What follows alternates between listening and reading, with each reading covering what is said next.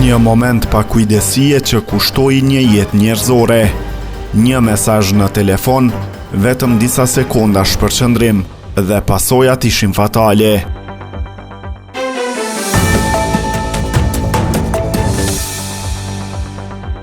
Një burr në Zvicër është dënuar nga gjykata e qarkut Horgen për një aksident tragjik me fatalitet, i cili ndodhi në nëntor të vitit 2023.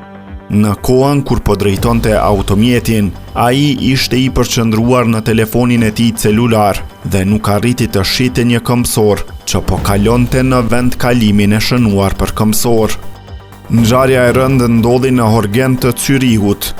Burri zviceran, atëherë 51 vjeç, goditi me veturën e tij një burr 83 vjeçar me origjinë nga Kosova, i cili po kalonte rrugën në vend kalimin për këmbësor.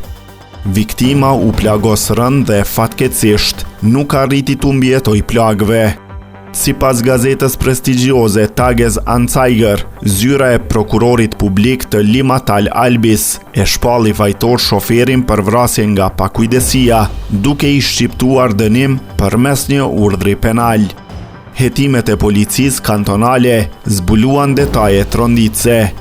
Analiza e të dhënave të telefonit celular tregoi se në orën 11:50 paradite, shoferi kishte dërguar një mesazh me tekst. Vetëm 14 sekonda më vonë, ai kishte bërë një screenshot të ekranit të mesazhit. Pas edhe 17 sekondash të tjera, menjëherë pas aksidentit, ai telefonoi shërbimet emergjente për të raportuar ngjarjen.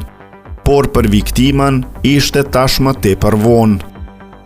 Shoferi tani më 53 vjeç u dënua me një gjobë me kusht prej 180 ditësh gjobë nga 30 franga zvicerane secila, me një periudhë prove prej 2 vjetësh.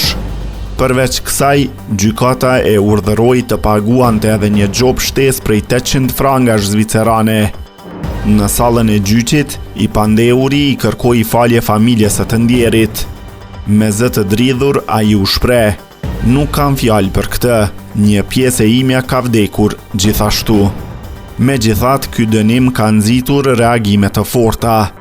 Në një intervistë për Tages-Anzeiger, avokati Martin Haplützel e cilësoi vendimin e gjykatës si tepër të butë.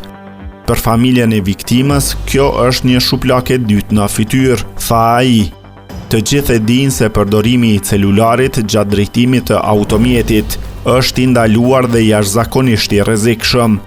Megjithatë, pasojat ligjore shpesh nuk e reflektojnë peshën reale të humbjes. Një histori që rikujton edhe një herë se një sekond pa kujdesie në timon mund të shkatrojë përgjithmonë jetën e dikujt tjetër.